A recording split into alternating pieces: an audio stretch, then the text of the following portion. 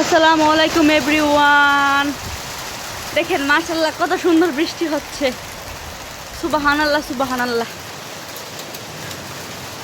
দেখতে কত সুন্দর লাগছে, চারপাশে বৃষ্টি, চারপাশে ঘোরা সবুজ গাছ। আমাদের ছাদের ভিউটা মাশাআল্লাহ দেখতে এতটাও খারাপ না, বৃষ্টি হলে অনেক বেশি ভালো লাগে। আর বৃষ্টি হলে সবচেয়ে বেশি একজনকে আমি অনেক বেশি মিস করি, যার নামটা আমি উল্লেখ করলাম না। অনেকে ইচ্ছে করছিল বিচার জন্য, কিন্তু ভিজবো না। যদি জ্বর চলে আসে ছেলে মেয়ে তো সামলানো একদম মুশকিল হয়ে যাবে, তার কারণে আর ভিজলাম না। একটু পা ভিজিয়ে নিলাম, একটু হাত ভিজিয়ে নিলাম। কার কার এলাকার বৃষ্টি হচ্ছে একটু সবাই কমেন্ট করে জানাবেন। একটু ভিজিয়ে নিলাম, সাথে মোবাইলটাকে একটু ভিডিও করে দিলাম, মোবাইলটাকে গোসল করিয়ে দিলাম আমার সাথে সাথে। দেখেন আমাদের এখানে একদম, উরি বাবা রে, পানি এত ঠান্ডা, বাবা চলে যাই। আজকে বৃষ্টি অনেক বেশি বেড়ে যাচ্ছে। বৃষ্টি হলে একদিক দিয়ে আনন্দ লাগে, আরেক দিক দিয়ে দুঃখ লাগে। দুঃখ লাগে, প্রথমে বলি আনন্দের কথাটা।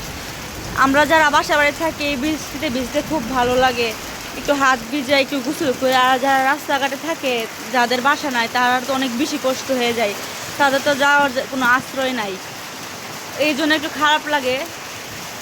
তো মাঝে মাঝে বৃষ্টি হওয়াটা একটু দরকার। গাইস, আমি তো এটা বুঝি না, বৃষ্টি হলে কেন কারেন্ট চলে যেতে হবে? বৃষ্টির সাথে কারেন্টের কি সম্পর্ক আছে ভাই? তারা কি শত্রু যে একজন আরেকজনকে দেখতে পারে না? যে এক দিকটা বৃষ্টির ফোঁটা ফোঁটা পরে, আরেক দিক দিয়ে কারেন্ট চলে যায়। সন্ধ্যা হয়ে আসছে, বৃষ্টি থামার কোনো কারণই খুঁজে পাচ্ছি না। আর ওইদিকে কারেন্টও নাই, একটু পরে জেনারেটরও চলে যাবে। আমাদের এখানে শিলাবৃষ্টি হচ্ছে, বড় টুকরো পড়ছে ছোটো ছোটো। আপনার এখানে কি শিলাবৃষ্টি হচ্ছে? দেখেন বড়দের টুকরো কীভাবে পড়ছে, সাদা সাদা বরফের টুকরো। অনেক বছর পর শিলাবৃষ্টি হচ্ছে আমাদের এখানে। ওরে আল্লাহ,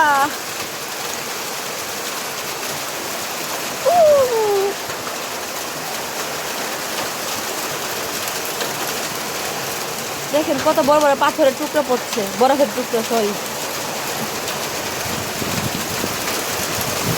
আমি গ্লাস নিয়ে হাজির হয়ে গেলাম বরফের টুকরো ধরার জন্য। কত করতাম ছোটবেলায় এগুলো, এখন মনে পড়ে গেল ছোটবেলার স্মৃতিটা, তাই আর কি ধরলাম।